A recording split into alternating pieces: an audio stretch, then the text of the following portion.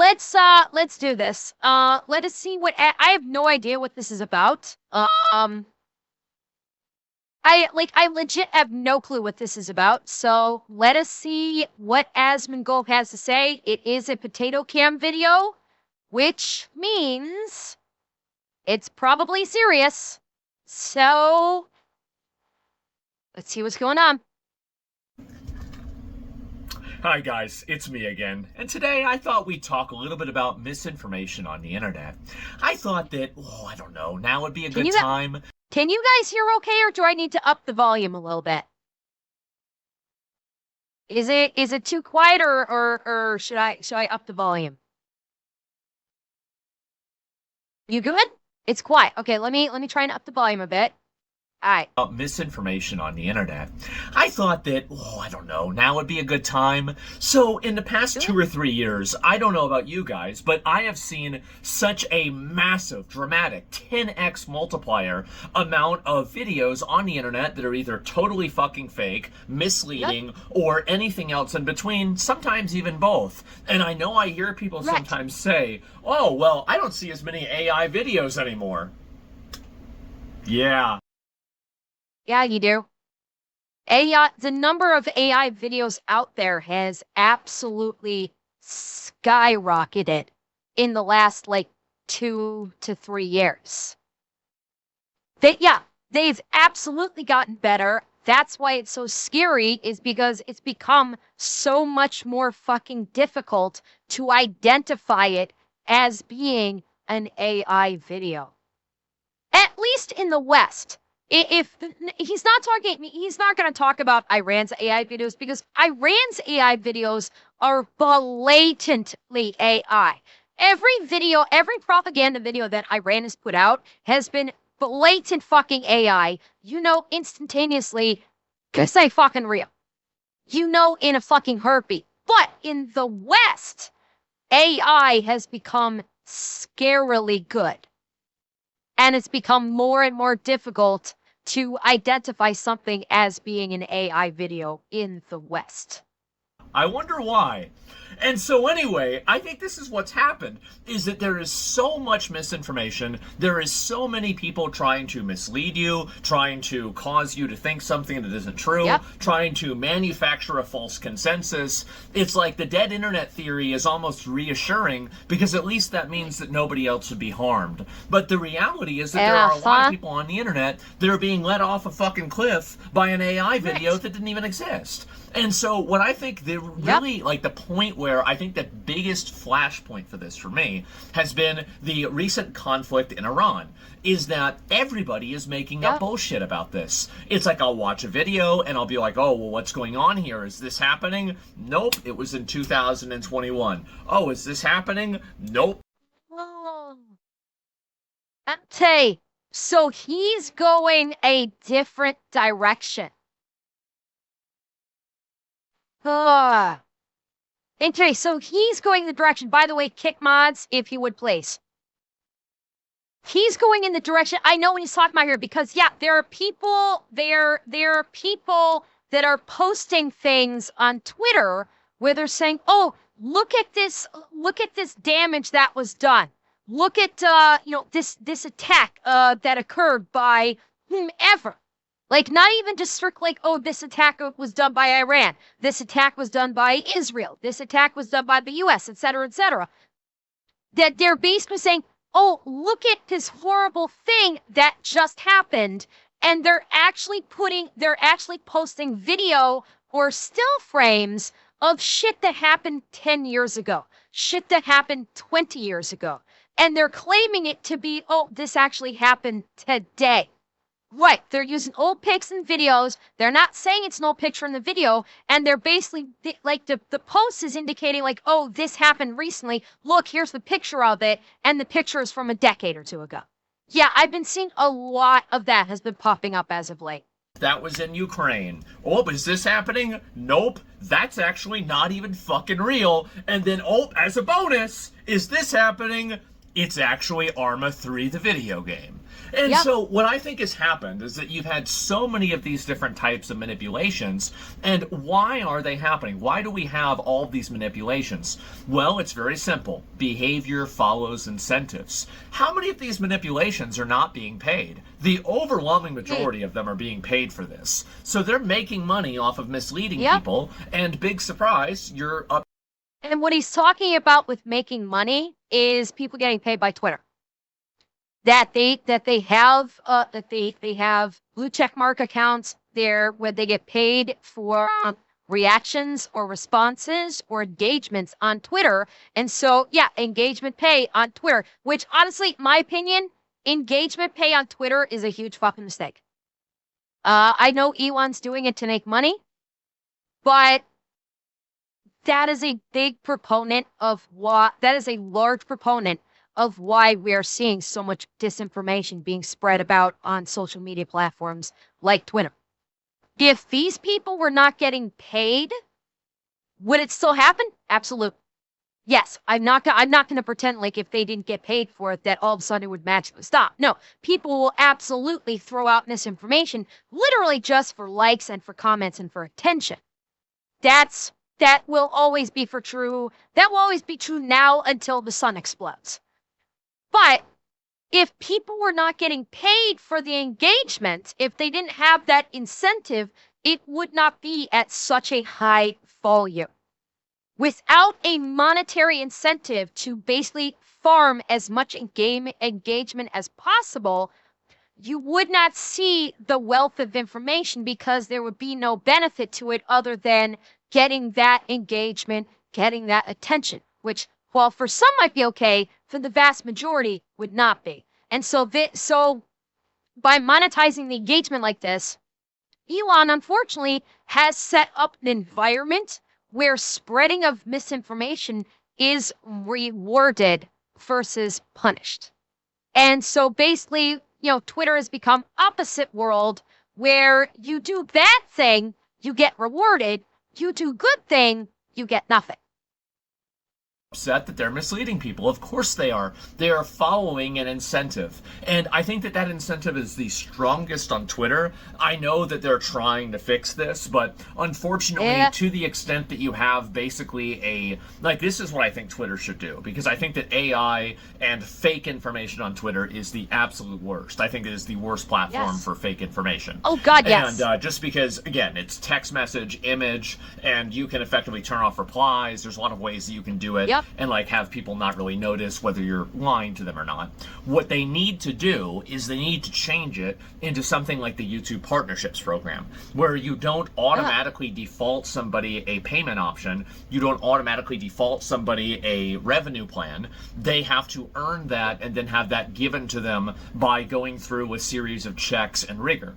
Because whenever you don't have that, well, you have, the 900th different anti-Israel or anti-Iran account that's posting images of either Ukraine or Israel getting bombed, saying it's either Iran or Israel or the opposite, right?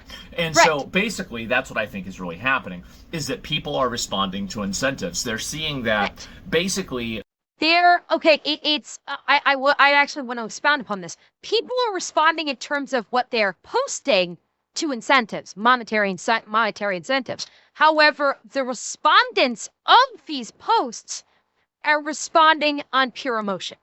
That is one keynote of distinction here, is that Twitter, by and large, is a platform that functions primarily upon heightened emotions. It does not function on logic. It doesn't prioritize logic and facts over everything. Twitter, by its design, is specifically to evoke heightened emotions, be it anger, be it love, be it rage, be it laughter, but it's all to a heightened degree. And Twitter is basically the lightning rod for the heightened emotions. And that is its entire purpose. It is to get you gassed up about what you're seeing in the timeline. That, for God's sake, Twitter is where the expression doom scrolling literally was invented from. Okay? The very concept of doom scrolling did not exist before Twitter. Twitter is what facilitated the invention of that expression because people would literally just sit on their phones scrolling through their feed that is fed to them by the algorithm. And because the algorithm feeds off of heightened emotions, because people's responses are based upon heightened emotions, that people are much more likely to respond to a post on Twitter if it evokes an emotional response, then the algorithm keys into that, feeds the person those posts that will elicit a similar evocative or emotional response, and it's an ever perpetuating cycle. And so therein lies the issue where people that are getting paid for posting on Twitter know this, and so they will continually post specifically to evoke that aggressive emotional response to get them the engagement, which will continually keep feeding them to more people and get them more money. And doing a checks and balances like this, it's a partial fix, but it's not a complete fix. Because you're still not taking out the emotional quotient that was like a big part of the problem or where the problem stemmed from in the first place. And until that is addressed, everything what Asmongold is saying right now is a band-aid measure at best, honestly. Making and pushing out fake information is something that has almost zero consequences. And I think that this is also like, you've got to hold yourselves accountable for this. And by yourselves, I'm talking about myself as well. Is that really when we find out that somebody's posting something that's bullshit, instead of asking them to correct themselves, we just move past it. And I think it's one of the unfortunate realities of the extremely fast 24-hour news cycle that we live in nowadays, is that, even things like, for example, do you remember when Obama kind of like said that there might be aliens on a podcast and like this is a huge big deal? Yeah, that was last month. That might as well have just not happened. Let's think about the time that Trump obviously released the Epstein files. How many people are talking about the Epstein files now? Substantially less than what they were. Right. And you can check this all by Google Trends if you're unsure about any of this. And what he's saying is like with the 24-hour news cycle, it's like things die off. It's, to a degree, it's that, but it's also, it's the 24-hour news cycle, again, that is specifically designed to highlight stories to evoke emotion. And that's where the whole thing of, okay, what is the thing that I care about this week? That's where that comes from. And because, let's face it, those people can't actually focus on one particular thing for more than a couple day or two. Or like for a single day or two. For fuck's sake, look at Greta Thunberg. Remember when Greta Thunberg was all about the environment? Okay, she's the prime example of just how fucked things are right now from a societal standpoint in focus. Remember how she did her speech at the UN, and she was all about saving the environment, and she was all, how dare you about, the environment. What's she doing today? Sure ain't talking about the environment anymore. She's not an environmental activist anymore. No, now Greta Thunberg is literally bouncing from cause to cause to cause to cause. Whatever thing I give a fuck about this week is that basically coincides with the news cycles. First, it was Palestine, where she pretended she was going to go be bringing food to Palestine, and they actually ate all the food before they even got to Palestine, before they got arrested by the Israelis and deported them back to like Norway or something. And then it was, we're going to go to Iran. And then it's, we're going to go to Cuba. And it's, what thing what hot button thing that's being talked about in the mainstream news are we going to go do next? Again, it's the 24-hour news cycle, but it's the mostly heightened stories from the 24-hour news cycle that people just, they can't focus. The attention span, like people's attention spans in modern society is through the fucking floor. Okay? No, people do not take Greta Thunberg seriously. They have not taken Greta Thunberg seriously for fucking years. Nobody gives a shit about her. They know that she's completely performative and nobody cares. But this also speaks more to societal attention spans. Like if you look at 50 years ago, If there was an issue of importance, that issue stuck around for more than a week. Okay? Civil rights movement. Um, the war in Iraq. What's another good prime example? Um, Hell, there was the abortion rights issues way back in the day. That back in like 50 years ago, the Vietnam War. Yeah, the Vietnam War actually is perfect. Yeah, Clinton and Monica, Watergate, like all think about all this stuff when it was important, people stayed on it for months, sometimes years. If it's like thing that is important, people didn't forget about it. Now, you're lucky if thing that is important stays live and active for more than 2 days. You are lucky if 2 days after big thing gets highlighted either by the news or by your favorite streamer, you're lucky if 2 days later they're still talking about it and they haven't moved on to the next thing. And this for two reasons. Number one, internet brain rot. 100% internet brain rot is to blame for that. But number two, we as a society have gotten so used to an immediate gratification. So it's basically we as a society have come to expect immediate gratification from everything. Everything's supposed to be faster. Everything's supposed to be immediate. Oh, if there's a problem and it doesn't get addressed immediately, fuck it, forget about it. We'll go on to the next thing. Because society now is all about the immediate or extreme short-term time delay on personal gratification. And if you don't get that gratification, your brain just says, fuck it, I don't want to stick on this for I don't have the patience to wait and deal with this. I don't have the patience to engage in a long, drawn-out battle. I just want the immediate gratification so I can feel good about myself and then move on to the next thing. And that's what it's all about. About current thing, try and achieve that immediate gratification so you can get that quick little dopamine hit and then move on to the next thing so you can rinse and repeat and continually keep getting those dopamine hits. People can't do the slog. Their brains will not allow it. And that is a big part of where, as Miguel was talking about the 24-hour news cycle, it's not just the 24-hour news cycle, it's the heightened emotions, which is listening that I want fix to come right now. I'm passionate about this, and because I'm passionate about it, I expect a fix to happen immediately, and when it doesn't happen, well, fuck it, I move on to the next thing.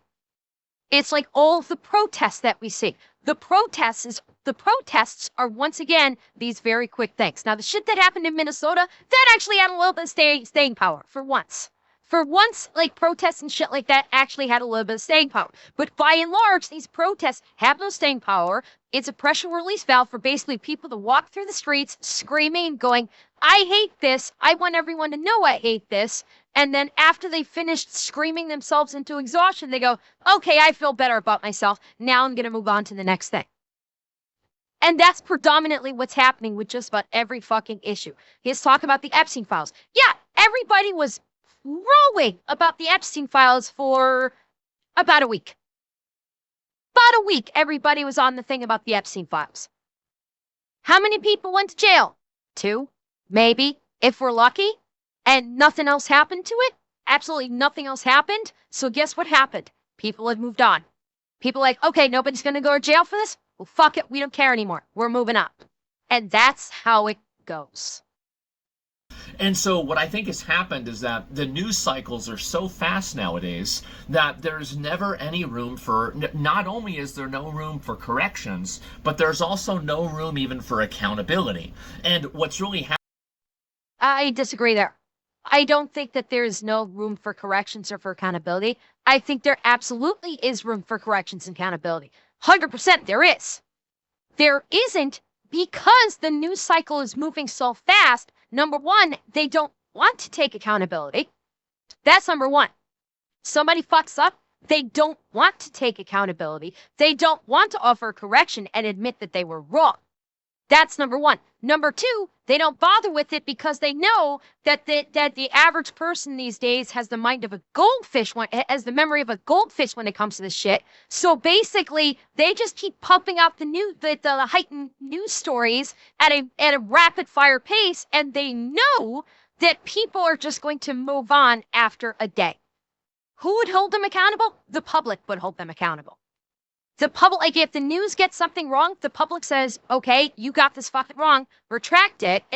Granted, this is idealized. I fully appreciate this is idealized, but the public says, you fucked up. You need to have accountability. And if the news cycle doesn't, cool, we're not watching your news broadcast anymore. We're going to watch every other news broadcast except yours because you're a proven liar and you don't want to admit to your falsehoods, which means you knowingly lied about it, which means you're an untrustworthy source, and so we're not going to watch you again anymore. To a degree, that has happened. We saw it with things like with news agencies like CNN, where they've actually had news anchors that they fired because people stopped watching them because they kept talking out of their ass about everything, and people were like, I'm not going to watch this person. So news anchors ended up getting fired from various different news agencies because no one trusted them anymore. So to a tiny degree, this is actually happening, and that's where the accountability comes into place. But what these mainstream news are counting on is that the news has come so rapid fire that even when they do fuck up, possibly even intentionally, they are counting on the fact that there's so much shit happening all the time that people are just gonna go, wait, that was wrong. Ooh, keys. And just move on, and just immediately trigger on the next shiny thing and forget about the fuck up. They're counting on this. Make no fucking mistake about that. And Tolkien, thank you for the subby. Happened is that people, instead of questioning what they're seeing, they just move on to the next thing. And so there's never any accountability whenever a news source gets something wrong. Well, it's not that they don't question it and move on to the next thing. They question it, nothing gets fixed immediately, so they say, fuck it, we're moving on. So in that respect, I kind of disagree with Asman in what he's saying there about that people just ignore it when there's misinformation and don't demand accountability. Sometimes they do demand accountability, but that lasts for about a day, and then nothing changes, and they say, okay, what's next? Whenever they say something that's inaccurate, there's never an evaluation as to whether, was this done on purpose? Was it done out of just a mistake? Was it done out of haste? Why did this happen? And it's never discussed at all. And I think this is a huge problem. And the reason why is because if you have people that are, again, past performance is an indicator of future performance. Guess what? Correct. If somebody is regularly posting bullshit, guess what they're going to post after that? Probably more bullshit. So what happens is that people are listening to this, they're paying attention to it, and then they see, oh my God, it's another piece of shit. It's another thing that's not even true. And people they're never able to connect the dots here. And so not only does the audience not hold them accountable, people don't really care. And this is another big issue. I've talked about this before. I don't want to get into it too much, but critical thinking is dead. Critical thinking is dead. Correct. And we have killed it. And the way that we have killed it is with dogmatic, ideological, thinking that effectively behaves like a religion. People have replaced, Yes. What have I been saying? What have I been saying for so fucking long? That parents do not teach their kids critical thinking. They just, hive mind everything. And now it's just, okay, I'm going to assume X person is more not. Yes, you're right. That is an unfortunate pause. Let me back it up a little bit. There we go. That's a better pause. Yeah, that critical thinking is not taught. And so basically kids grow up without critical thinking skills. And they basically just assume that if someone is speaking with authority on a given subject, then surely they must actually be knowledgeable about what they're talking about because they are speaking so authoritatively on the subject. So I am out of pocket going to believe them because I don't know the answer. This person is acting like they know the answer. So surely they must have the correct answer. And they don't look in depth at all into what is being presented to them by this other person, and they just basically consume and accept it as gospel. And that is a problem. That is why so many people fall for the misinformation, is because the misinformation is being presented with an air of authority, like, oh, I know what I'm talking about. Trust me, bro. And people actually go, okay. And they don't look any further than that. It's when people actually start looking further into something, they go, hold up. And they realize it's kind of like the mistake that I made about that Michigan sheriff. The Twitter post that I saw was presented in a way that seemed authentic and genuine. I had not heard about it, and so I very stupidly took it as this is something that actually happened. And then after stream, I actually looked into it and realized, oh, I was dead fucking wrong. That this was not the case whatsoever. What did I do? When I discovered I was dead fucking wrong. The very next day, first thing, I flat out came out and said, I was wrong about this. I was completely incorrect. These are not the facts of it. The facts are completely different. And I actually laid out what the actual facts were. And I owned up to it. Yeah, but that is a rarity for that to happen. And part of the reason for this, I feel, is or my opinion on what's happening here is it's not simply just like not demanding that someone own up to it. There's also a sheer volume. Okay, that is another factor. I don't know if Asmund's going to get into this part or not. There is such an incredibly large sheer volume of misinformation or disinformation that is being spewed out online that it is impossible to keep up with all of it and to call all of it out. So that is another issue that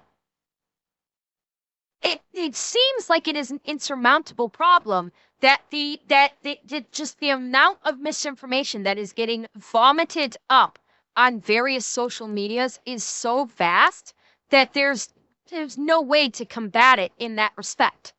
You can have thousands of YouTubers and streamers that are debunking things that are being shown on social media and saying this is misinformation, these are the facts, and it's still not going to be anywhere close to being enough.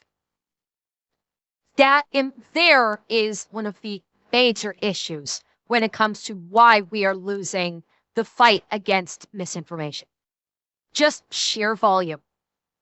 Like thinking that effectively behaves like a religion. People have replaced, I don't know, Christianity or Islam with, the Democrats or the Republicans, with gender ideology, with any form of, like political dogma. And so now people don't want to go against that political dogma. I think that human beings have a core desire. Like imagine the human mind is like a car, and the car can drive 200 fucking miles an hour. It can go super fast, but the brake system sucks. And I think that's what's happened with the human mind, is that our ability to critically think, to perceive our realities, to be able to understand the world around us has vastly outpaced, multiple times outpaced our ability to cope with it, to cope with those conclusions.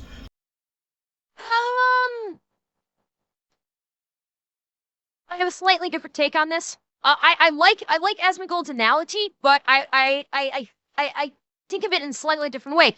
It's more that we've trained our brains. Yeah, cope may not be quite the right word. Basically, his analogy of a car going, our brain is like a car going 200 miles an hour, but it has shit for brakes. Slight different take on that, where it's like, yes, our brain is like a car that's going 200 miles an hour, but that 200 miles an hour is basically feeding off of emotion, where we as a people have sort of trained ourselves to view information from an emotional context versus a logical context. So we will always view things with the see if I'm getting this correctly. We view information with the ego before we review it with the id. the ego has basically taken the driver's seat, and the id is sitting in the passenger seat going, you missed that fucking turn. And the ego is just going, I don't care, and just keep going foot on the gas. That's kind of what more of what it feels like. The ego is taking control and is ignoring the id when the id is trying to say, this isn't right.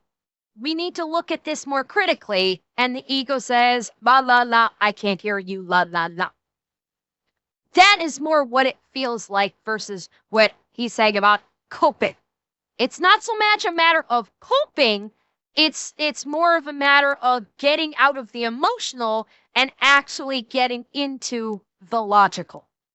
When it comes time for critical thinking, logic has been pushed to the side in favor of emotion.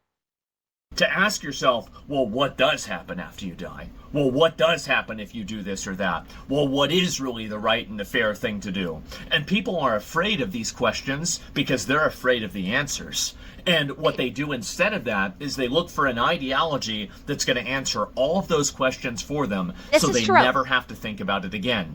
And that's what's happened with critical thinking. Before, people used to outsource it to religion. Now they outsource it to politics, religion, or political dogma. And so... Correct. That I 100% agree with. This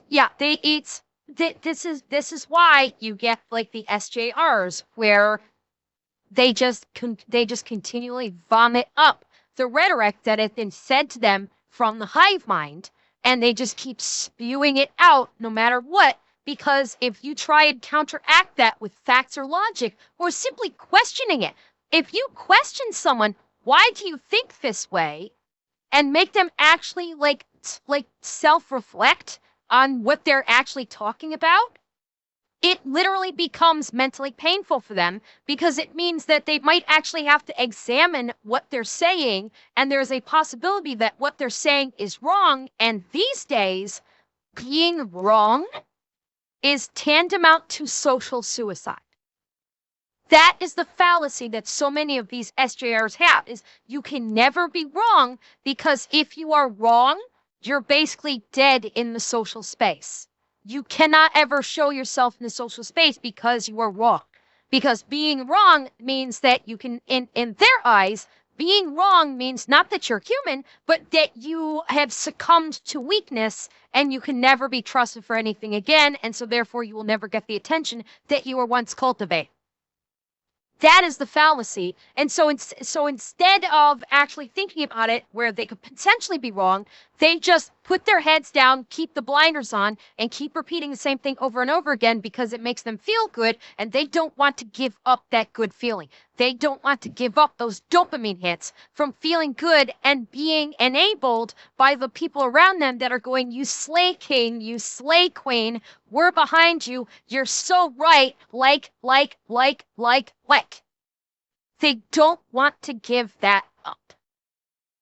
What's happened is that you've had a massive entire ecosystem and culture of people that are terrified of saying the wrong thing. They're terrified of having the wrong opinion. They're terrified against going against the oftentimes manufactured consensus. And what happens is that you look at somebody like J.K. Rowling, for example, or even Elon Musk, for another example, or anybody else who's seen as a, I guess people would get mad. I don't want to name off a bunch of other content creators, I don't want to start drama, but we all know content creators that, somebody said one thing that was wrong, they said one thing that was off color, or they didn't have the right opinion about the right topic in the right way at the right time, and for some reason, now they're a fucking Nazi.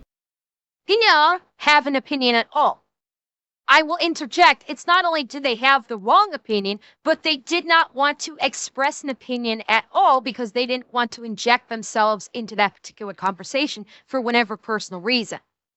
So it goes like multiple ways here of having the wrong opinion or not having an opinion at all. In the right way at the right time, and for some reason now they're a fucking Nazi. Well, guess what? Somebody's not a Nazi because they're not seeing your point of view. But unfortunately on the internet, that's the way it works now. And so, well, okay, they're using Nazi to pay to target on you. It started off as using Nazi, using fascist, using istophobe as basically trying to socially discredit someone. It was an attempt to reduce their social credit score. Now it's become a way of painting a target on someone that they view as being a soft target that could be used for bullet. And it's gone beyond slurs. It has gone beyond slurs. It has now become there is a person that we can bully to death, sometimes literally. There is someone who is a viable target for our more unhinged demographic to try and kill. That's what that's what using these labels have turned into. The guy that was calling me and Alana Nepo babies and saying that Alana was a horrible person, she doesn't actually care about anybody, and then dovetailed into calling both Alana and I a Nepo baby, is because that terminology was basically being used to try and target Alana and I as viable targets for either bullying, because for some reason the fucking moron thought that I was a soft target and that I would bitch slap his ass back into his mama's womb if he tried to come at me. Same with Alana. You come at Alana, she'll just start rattling off Russian at you until your head is spinning and you're wondering what the fuck is going on right now. But they're using those labels to paint you as a target. That's why they do it. It is to basically tell all of their followers or anybody that is on social media that is like keying into these trigger words, hey, this is a viable target, attack. And that's the whole purpose behind them now. They originally just was like, oh, you said something I don't like, so I'm going to use an extreme word because, like, once upon a time, people actually gave a shit about those extreme words because it actually evoked, a heightened what the fuck is going on here. They don't anymore, so now they've twisted the meaning behind them to facilitate target acquired for anybody, any of their followers, or any of their fellow SJRs that might happen to see it and can spread the word. What's happened is that we've created a culture of fear, a culture of repressed critical thinking, because nobody wants to think for themselves. Thank you for and the tier how one. does this relate to misinformation? Let me explain. The reason how this relates to misinformation, like I hope that I've explained and you understand why critical thinking is dead. Critical thinking is dead is because people are afraid of the conclusions and they don't want to come out against the consensus, because if they do, they might get ostracized from their group and then nobody will like them. And then you can never wash that stain off because people do not believe in forgiveness. They don't believe in apologies. They don't believe in understanding. The hater economy on the internet is going stronger than ever. The Dow is at 50,000. The hater economy is at 50 million. So the fact is that people are terrified of having the wrong opinion, and critical thinking can sometimes lead you to the wrong opinion. Trust the science? Okay, well, I heard the science is two genders. Oh, wait a minute. That's not the right type of science. And so anyway, this happens quite often. So we'll go. Yeah. The ironic part is, who remembers what the big buzzword was back during Trump's first term? Anybody remember what that one buzzword was that was making the rounds for 4 fucking years? And kind of died off when he left office? Anybody remember what it was called? Nope, not degenerates. Who remembers alternative facts?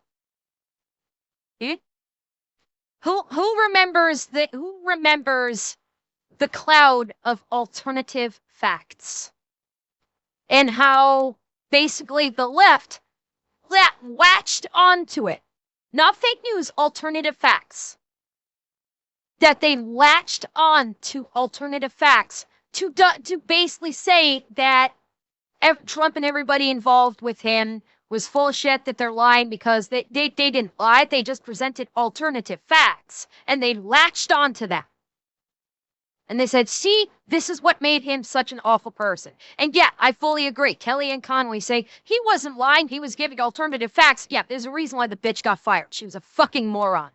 Kelly Conway was a fucking idiot, and that's why she got fired, which is good.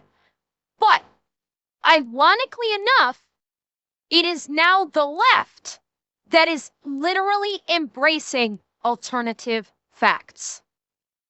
Using using Asmongold's example of the science says that there are only two genders. And the left goes, well, there's actually, there's science that actually says it's not, which is not actually correct because why? They're going with alternative facts. So the left is basically taking ownership of the very thing that they raged against and using it themselves now. Who coined alternative facts? Kellyanne Conway from the Trump administration during his first term. She was doing an interview. I don't know. She was doing an interview. I forget which news station. The reporter was like telling her something. Was saying like, well, so-and-so said this and it's incorrect. And she said, well, no, those were just alternative facts. And then a new phrase was coined. Now, the usage of it is no longer in play. Like, you guys obviously don't remember hearing the whole alternative facts thing, but the left is now actually embracing the very concept of alternative facts and utilizing it to push their own ideologies while ignoring actual facts and actual science.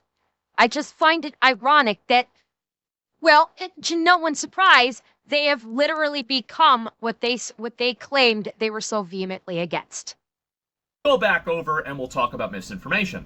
Does anybody actually want to correct the misinformation about something that everybody that's, quote, on their side is eating up like a bunch of fucking candy? No, absolutely not. Nobody wants to go and correct the information that shows Israel getting bombed 500 times and tell them, actually, this is from Independence Day. Or, well, this is from a video game. Or something else. Or this is from 2019. And or Iran or anything else, and or like, oh, the new supreme leader of the day has now been killed again. Well, I hear this every single day. The guy gets killed every day. It's the same guy, right? I mean, must pretty much suck. That's the worst version of Groundhog Day that I could imagine. Wake up every day, you're the supreme leader of Iran, and then you die, and then it happens again the day after. Sounds pretty fucking bad, but according to Twitter, that's the world that we're in. So what I think has happened is that you've had so much misinformation, the information cycle, and this is one of the real pieces of, I think, genius that George Orwell had with, 1984, 1984, is that it was not necessarily that the news was all a lie, it was that there was so much misinformation and so much information in general that the deluge of it was so overwhelming that the mind of a person could not even comprehend the complexities, the amount of just pure volume of it, and everything. And because of that, it is effectively the sheer size of it has lulled people into a sense of effectively powerlessness. I disagree with saying lulled them into it. I'd say it's overwhelmed. I chose a different adjective than lulled. The sheer volume, this is exactly what I was just talking about. The sheer volume of all the misinformation is overwhelming everybody and they cannot keep up. They're not being lulled into a sense of anything. They're literally it's literally being dumped on them by the tonnage every moment of every day that they're just like, I don't know what to fucking believe anymore. And so they're just like, fuck it. Yeah, they cannot take all of this in fast enough. They cannot critically examine it fast enough. They cannot counteract it fast enough. So it's, again, the sheer volume is what is going to be just what it is such the destructive factor in all of this. And it's honestly, like, at this point, it is legitimately insurmountable because of that sheer volume. I personally, off the top of my head, cannot think of a way to properly counteract all of this that's coming at us now on a literally moment-to-moment by basis. Can't overcome this. They can't like reason it out. They can't understand it. And so they just simply opt to not understand and to just listen to what they're told. And I think, again, this is out of, I said before, fear, but it's also out of apathy and a lack of control. So what's happened is that people are now accepting of misinformation. They don't want to correct misinformation because people, as soon as somebody makes up their mind on something, well, they don't want to change their mind, because changing your mind implies that you are wrong. Why would you ever want to admit that you were wrong? And I understand that, oh, that's not the way you should think about it. That's nice. That's nice. Go back to Reddit. So if you go over to the real world, no, people don't like changing their opinion. There's a reason why the concept of anchoring exists, especially with sales, but also you're selling an idea. So keep in mind that's the way people think of things. And so once you can create that first impression with misinformation, you can then use that first impression to create even a secondary, well, that was fake, but this secondary thing is also still kind of true. And I think this is what happens. And it begins a self-radicalization spiral. And you see this happen with certain creators where as soon as they start engaging with other forms of vitriolic, conspiratorial, or problematic content, they alienate the audience that was more, I don't know, normal. And instead of that, they replace them with the people that are crazy. And as that happens, guess what crazy people want? Crazy shit. Who would have guessed? And basically, he's talking about being audience captured. That is essentially what he's talking about. It's basically what we're seeing a lot of the radical political streamers, such as Hassan, such as Destiny. They are audience captured. They have, over the course of time, they have cultivated a much more rabid, idyllic, and singular thinking audience that agrees with him and boosts his ego to basically, you are the greatest, you're the smartest, all hail Hassan. And so he's become audience captured by them because he has to keep pleasing them to maintain his popularity, to have them continue to keep spending money on him and making him rich. And then if he deviates from that, they will turn on him. So it is literally an audience captured scenario with these streamers. And that's what he's talking about. Because people like Hassan can never get out from under the snap. If he goes against what his audience has come to expect, they will turn on him, and they have turned on him. Hassan is spiraling.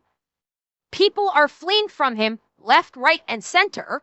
The actual politicians that he beats off to on a daily basis, they've all told him, we want nothing to do with you. He has lost speaking engagements because they're like, oh, you're Hassan. No, we want nothing to do with you because you are a disgusting piece of shit. And we're not going to have anything to do with you. And he's crashing out because of this. He claims that he actually had a sit down with Mondami, but of course he said, I couldn't stream it. He asked me not to stream it. And of course, I'm not going to talk about what we talked about. It's all very hush hush. So literally Hassan meeting with Zoran Mondami was literally a trust me bro moment. The fact that he even went to go talk to him was literally a trust me bro. I don't have any evidence to support it. So just believe that I actually talked to him and we talked about great things. Because he's audience capture. His audience loves Mondami because they're all communists. They all love terrorism. Mondami is both. And so, of course, he had, he's like, oh, yeah, I talked to him. And yeah, we talked about great things. You're not going to see it because he asked me not to stream it, but I actually talked about it because that's what his audience needs to hear. Because if his audience doesn't hear that, if his audience keeps hearing that, oh, he's being rejected by everyone from that side, including Mondami, they're going to turn on him and go, oh, maybe you're not the Messiah that we all thought you were. And turn on him and either go after him or abandon him, and neither is a good option for Hassan and any of his ilk that are in the same position. So then you now have to continue upping the ante. This happens with IRL streamers a lot, like nuisance streamers. The conclusion of every nuisance streamer is jail. That's the way it is. That's how it is. Johnny Somali. Every single one of them, if you just let it progress naturally, they will end up in jail. Because you start being annoying, and then you be really annoying, then you're confrontational, then you're violent, then you're really violent, then you're in jail. because Yeah. you always have to keep upping the ante in order to maintain the attention of the audience. And I Yes. think that's what happened with a lot of different creators, and it's Well, again, slight disagreement. Upping the ante is not what maintains the audience. Upping the ante is what grows the audience. But these nuisance streamers, if they kept doing the same thing, they didn't like escalate the intensity of it, but they kept doing kind of the same thing, like varied up a little bit to keep things new and keep things fresh and not doing the exact same thing, but change things up a little bit. They might maintain their audience, but they would not grow their audience. So these nuisance streamers, to grow their audience, they need to keep upping the stakes. They need to keep upping the ante. They need to keep pushing it further so they can go viral and then thus open their existence to more eyeballs that might go, oh, hey, I want to go see this person because they're doing some crazy shit. And so it's not to basically keep the audience, it is to grow the audience. So in that respect, I disagree with Asbigal. And Mad Yard Gnome, thank you for the tier 1. what will continue to happen as well, because it's basic human psychology. And I think that there are a lot of people out there who try to subvert this. They try to say that, oh, well, we need to be better. We need to be better. Listen, we were doing crucifixions 2,000 years ago. In 2,000 years from now, we'll probably still be doing them. Maybe we'll bring it back. And so the point is that the human mind. I ever followed you on X. I'd seen you on there before. Thank you for the love for Alana and for you being you. Respect and misinterpreted who and what you stand for. You had a fan from the start, but I did not see it right away. I'm sorry, and thank you again. Thank you, David. Welcome in. Welcome to the chaos. I hope you have some fun. Mind is not evolving as fast as you think it is. And at the same time, these basic human psychological realities are not despawning. They're not going away. They're actually becoming more entrenched and actually more, basically more compromised. They're being played to. They're being taken advantage of in a much higher ratio, because now you have these companies that realize, well, wait a minute, if we can just feed this retard an endless amount of information about the thing that makes him the most angry, he won't be able to stop using our app. And so now you have these people whose blood pressure is being raised. It's effectively these companies are killing people because their blood pressure goes up 20 points the moment they open the fucking app, and they're sitting there getting angry, tapping out these little fucking responses, and they're arguing with either a Pakistani or a bot. Well, actually, that's not true. Probably both. And so what's happened is that the amount of misinformation on the internet has just increased so much. Places like Twitter pay people for uploading it. Places on the internet, like news websites, if enough people report on it and start talking about it, the news websites talk about it, and sometimes they reinforce it. And there's never any due diligence. And if there is... Hello! Samson! Hi! Welcome in, Samson. Welcome in, Raiders. How you doing? How was your stream? You caught us towards the end of the very important Asmund video. As you can see, he's on the potato camera. So it's something very important, and we're listening to him. It's all about misinformation in the current space. So please, Darn Shaddins, thank you for the 10 gifteds. Thank you very much. So welcome in, Raiders.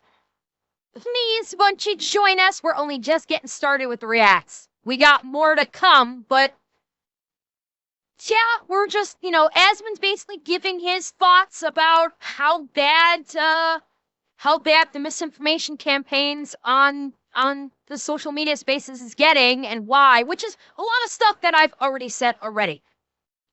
TLDR, people looking for attention, wanting that dopamine hits. The algorithm is feeding them this bad stuff that keeps making them angrier and angrier. And plus, you have people that are actually making money from posting lies on social media that will allow them to continue to basically go to the lowest common denominator on the emotional space, feed into that emotion, make themselves money while feeding bad information to everybody, and thus fucking up all society.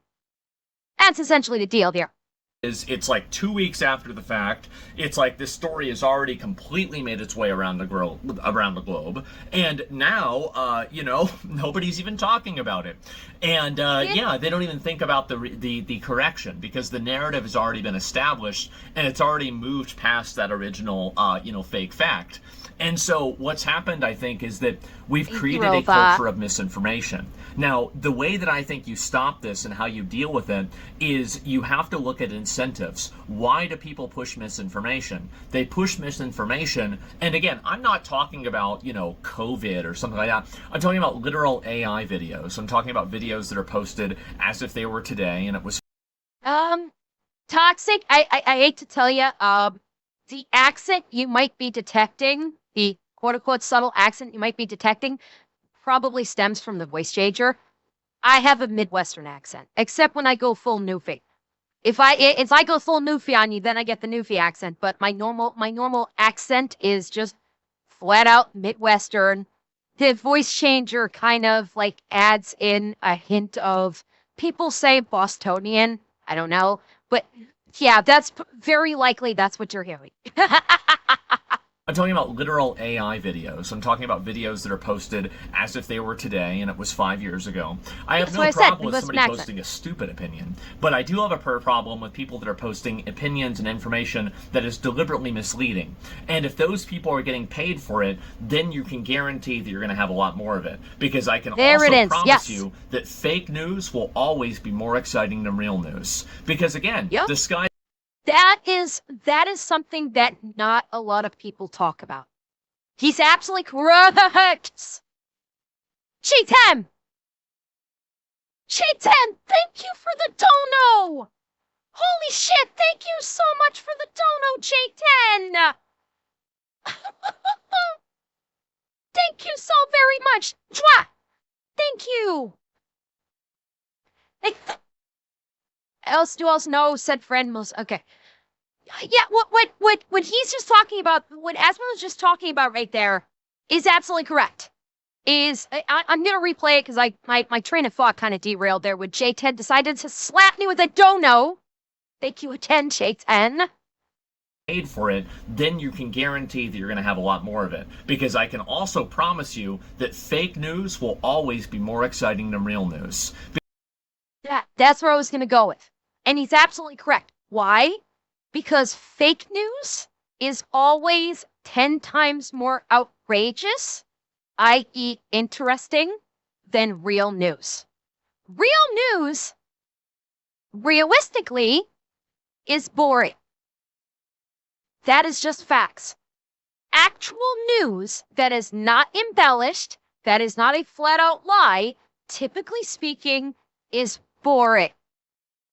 It's just flat information with not a whole hell of a lot of emotion behind it, and it's boring. Fake news is almost pure emotion, and thus it is basically triggering the more primal lizard brain of basically fight, flight, or freeze, where when your emotions get triggered, your attention laser focuses on something. Think about this. If you're playing a game, okay, let's go from a gaming perspective. If you're playing a game, and that game is eliciting a really emotional, you're excited, okay? You're playing this game, you're excited, you're like, oh shit, this is amazing. You are laser focused on that game. You are locked in. If you're having an emotional response like that, where you're excited, or you're scared, or you're angry, you're locked in. If the game is boring, what happens? Okay, yeah. Deep. Okay. Deep. And you don't care. And therefore you're not focused. So that is where the fake news always trades on emotion to keep you locked in and keep you interested. Because in comparison to actual news is boring. That's it. Because again, the sky's the limit. Fiction is generally much more exciting than nonfiction. I've never heard Yep. of a single dragon in Thank you, real life. Shiro. And so what's happened is that you've had these things kind of evolve and grow out of control, and now there is an entire ecosystem of people that are consuming this fake information, and they're being rewarded for it. They're Yes. getting more of it. They're being paid for it, and then you have people that are building their careers around it.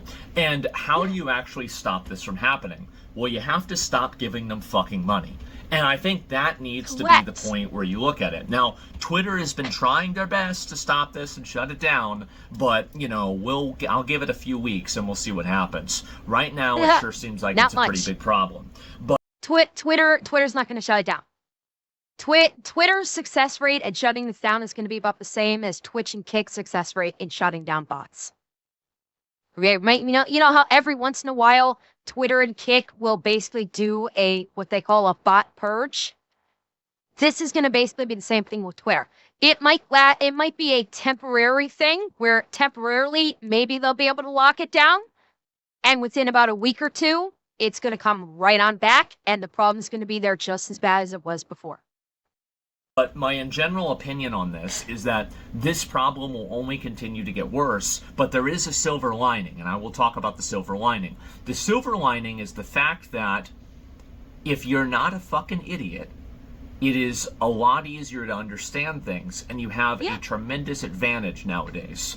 And on top of that, everybody in the world is developing a general distrust. And by the way, Tangerine, you're right. Making people mad, making people sad, eliciting a heightened emotions does make it easier to manipulate people. You are absolutely correct about that. Because when you're working off of heightened emotions, you're not working off of logic. So if you can get someone into an emotionally emotionally heightened state where their ego is in control, you can then feed them information that they want you to believe, and you, in this heightened state of emotion, will simply believe it because you're already prone to this, anger or sadness or whatever, and you just keep getting, and by getting fed more information, it overrides the logic because you're already thinking emotionally, not logically, and so it can be absolutely used to manipulate you and steer you in a direction that this person or this organization wants you to go. Absolutely. Of that, everybody in the world is developing a general distrust of believing what they see. And I don't know if you've noticed this before, but every single image, even if it's something like, there's an image of, like Pearl Harbor, and, you'll see 4 comments, Grok, is this AI? Well, you know what? Yeah. It's retarded. Yes, it's retarded. Uh-huh. But it's an investigation. It's a level of thinking. It's a level of questioning that I think for such a long. Actually, what Asmongold just brought up there is another big factor, which I don't know if he's going to address it, is something comes up and people's first response is, hey, Grok, is this real? Hey, Grok, is this AI? Hey, Grok, what's going on with this?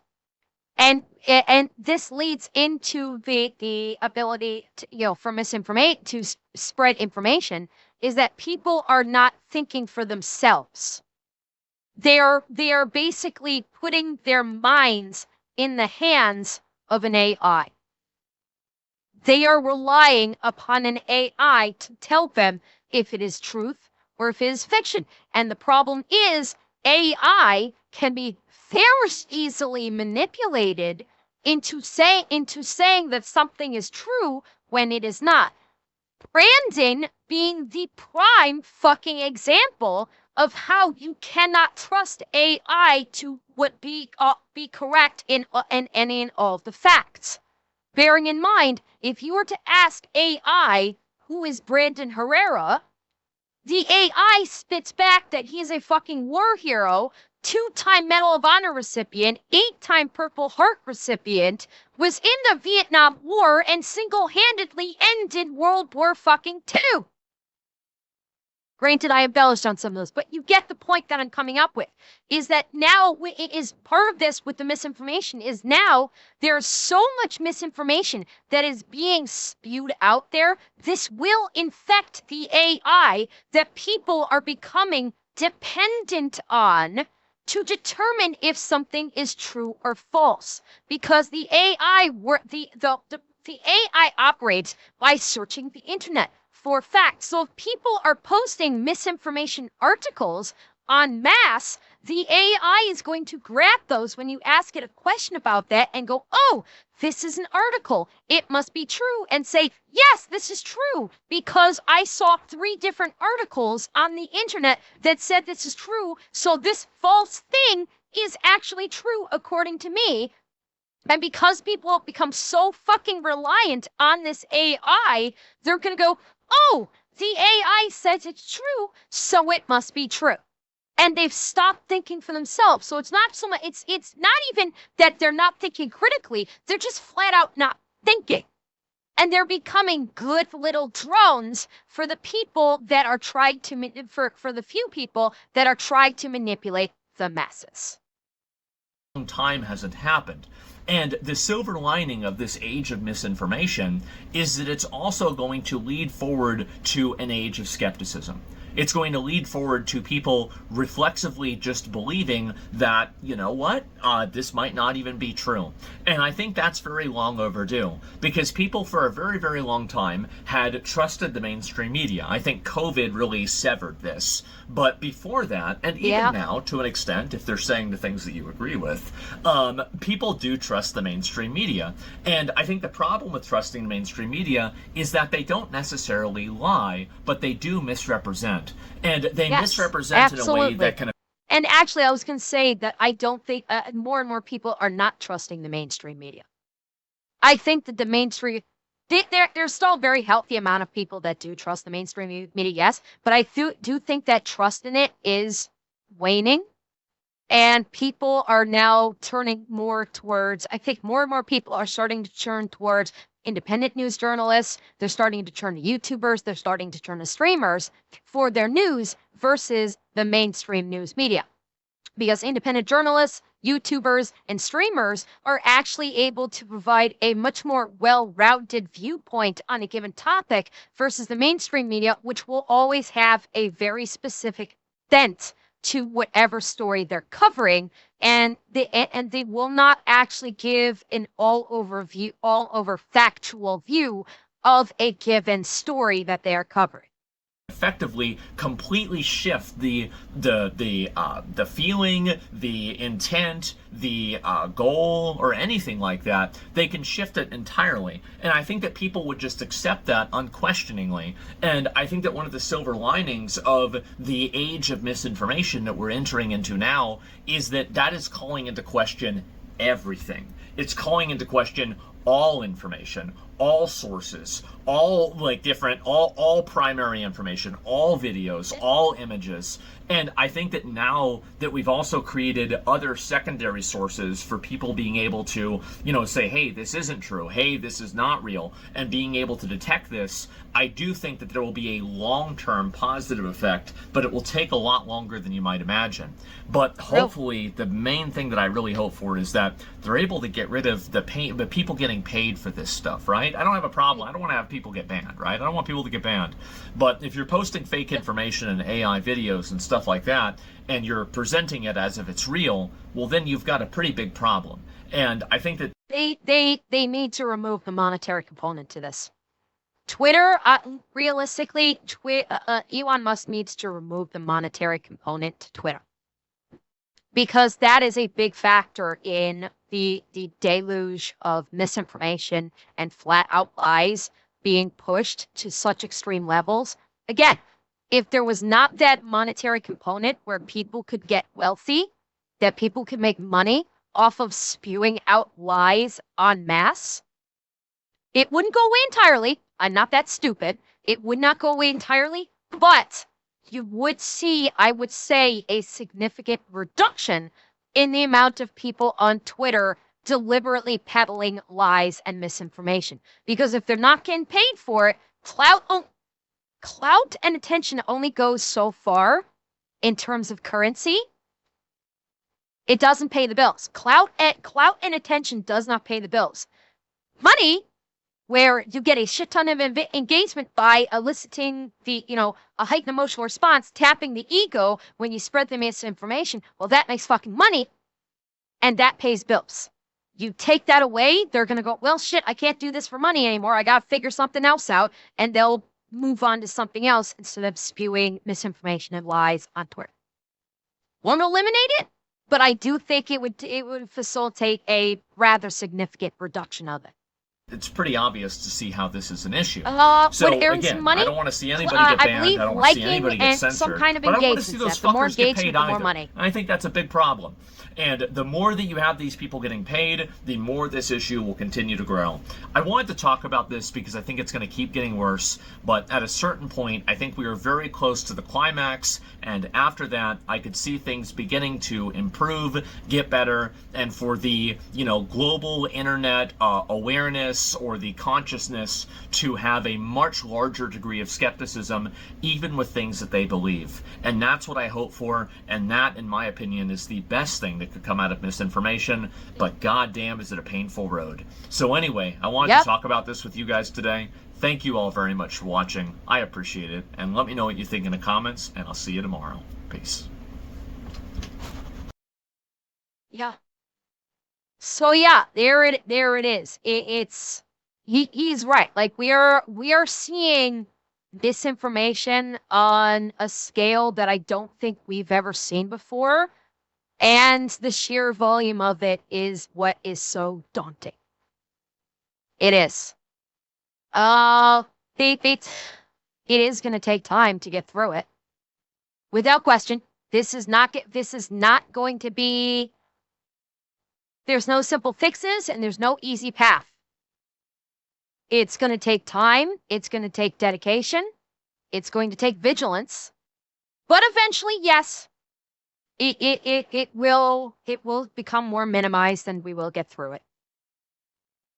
Eventually.